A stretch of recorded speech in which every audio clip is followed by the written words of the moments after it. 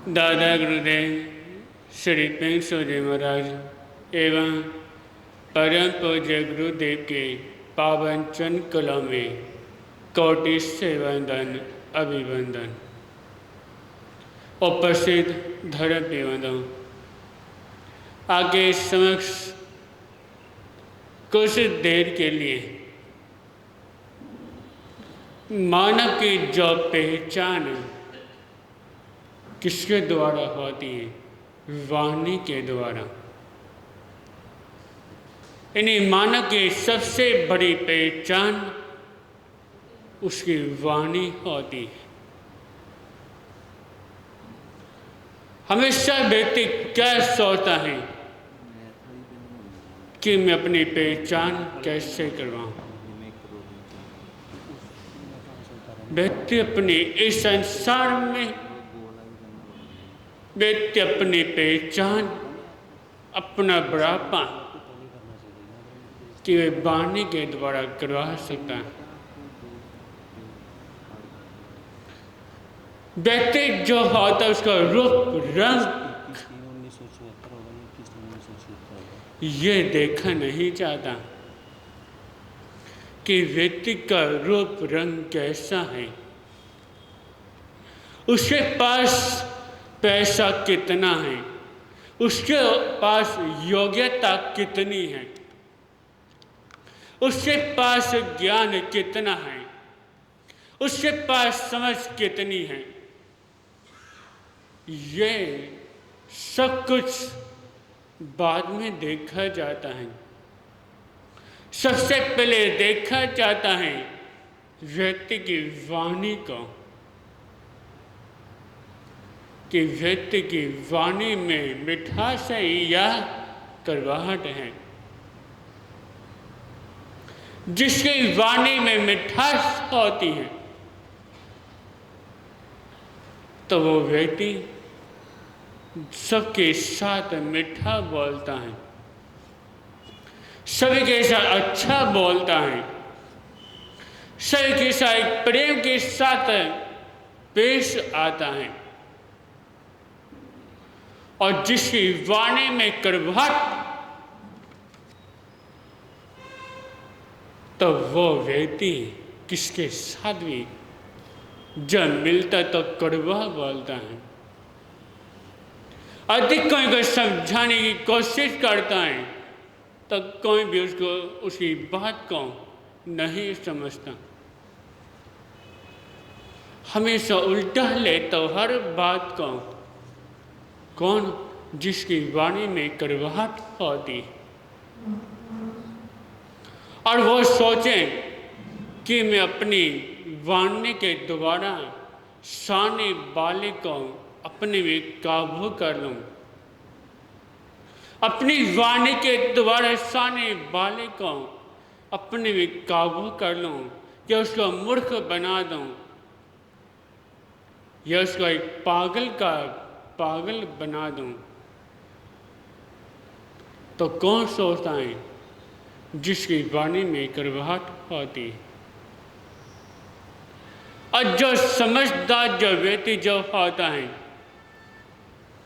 और सानी बाड़ी की वाणी को देकर समझ जाता है कि ये मुझे इन बातों में फंसाना चाहता है, तो उसकी वो जो समझदार जो व्यक्ति जो होता है वो उसकी बातों में जल्दी से नहीं आता। और जिसका जीवन मूर्ख की तरह होता है तो सानी की बातों में जल्दी से आ जाता है। और जो एक व्यक्ति जब सानी वाले की बातों में जो आ जाता है फिर उसका जीवन बिल्कुल खराब होता हुआ चला जाता है। उसका जो जीवन जो होता है वो पीछे हटता हुआ चला जाता है। जीवन उसी का आगे बढ़ता है जो दूसरों की बातों को उतना ही सुने जितनी जरूरत होती है, और सामने वाले की बात उतना ही स्वीकार करना चाहिए जितनी उसकी बातों में मिठास हो या उसकी अच्छी हो तो वही स्वीकार करना चाहिए। क्योंकि कहा जाता है कि दो तरह के व्यक्ति होते हैं और दोनों की वाणी में कितना परिवर्तन होता है। एक तो व्यक्ति कड़वा बोलकर दूसरों को उल्टा सीधा बोलता है, गाली गलौज करता है दूसरों के साथ,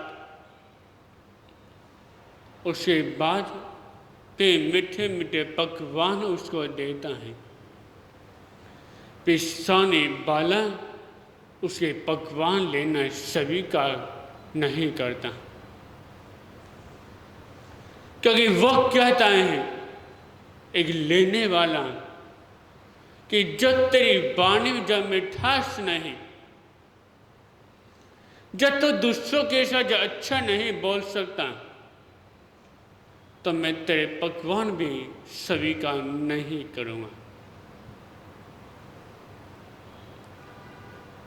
और जिसकी वाणी में मिठास होती है तो उसके भी क्या एक कड़वे फल भी साने वाला स्वीकार कर लेता है।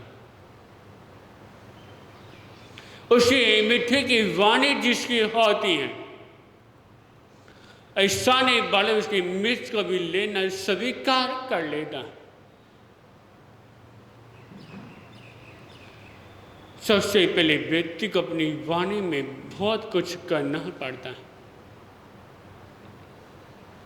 क्योंकि व्यक्ति की सबसे बड़ी ताकत, सबसे मीठी उसकी वाणी होती है।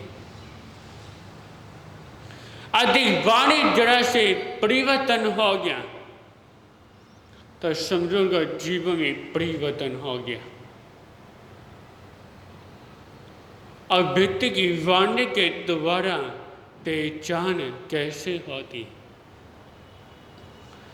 पहले समय में क्या होता था, जितने भी राजा होते थे सभी सैर करने के लिए जाते और क्या साथ में कोई ना कोई शिकार जरूर खेलते। तो वैसे ही एक राजा थे जिनका नाम अशोक था। अब उनको भी शिकार खेलने का बड़ा शौक था। अब जैसे भी अवसर मिलता सुबह के समय अपने सैनिकों इन्हें मंत्री प्रधानमंत्री को लेकर सैर करने के लिए चल पड़ते थे। एक दिन काफी समय व्यतीत होने के बाद राजा के मन में शिकार खेलने की इच्छा होती।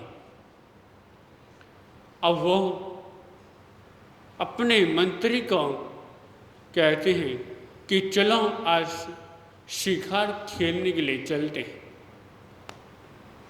अब राज्य के साथ उनका मंत्री, सेनापति और 3-4 सैनिक राज्य के साथ चल पड़ते हैं। अब जैसे और शिकार के खोज में चलते चलते हुए जंगल के बिल्कुल बीच में पहुंच जाते हैं। सुबह से लेकर दोपहर हो जाती है पर कोई भी शिकार हाथ में नहीं लगा। तभी राजा ने अपने मंत्री से कहा कि मंत्रीवर बड़े जोर के प्यास लगी हुई हैं, कहीं से पानी की खोज की जाए। अब राज्य की आज्ञा प्राप्त होते ही मंत्री ने सेनापति से कहा कि पानी का व्यवस्था की जाए। अब सेनापति ने साथ में जो 3-4 सैनिक जो चल रहे थे उनको कहा कि राजा के लिए पानी लाया जाए। अब आज्ञा प्राप्त होते ही वो दो सैनिक पानी की खोज में चल पड़ते हैं। अब जैसे अब पानी की खोज में निकले, चलते चलते हुए थोड़ी दूर को एक झोपड़ी नजर आई। को लगा शायद यहाँ पे पानी मिल सकता है। वो दोनों माँ झोपड़ी के पास पहुंचे तो क्या देखते हैं, झोपड़ी के बाहर एक नेत्रहीन व्यक्ति बैठा हुआ था। अब कहा जाता है कि व्यक्ति जैसी भावना होती है तो उसकी वाणी भी वैसी ही होती है। तो बड़े कड़के के साथ दोनों सैनिक बोले, ये अंधे, हमें राज्य के लिए पानी चाहिए। इतना सुना ही था कि उस नेत्री व्यक्ति को कहा कि चल चल, तुम्हारे जैसे सैनिकों को मैं पानी नहीं दे सकता। इतना शांति दोनों सैनिक देखते हुए रह गए। किस व्यक्ति को दिखाई नहीं दे रहा, उसने कैसे पहचान लिया कि हम दोनों सैनिक हैं। अब वो दोनों बिना कुछ बोले वापस वहां पहुंचे और सारी बात सेनापति को बताई। अब सेनापति की बात सुनने के बाद कहता है, तुम्हें किसी से काम लेना नहीं आता, किसी से कैसे काम लिया जाता।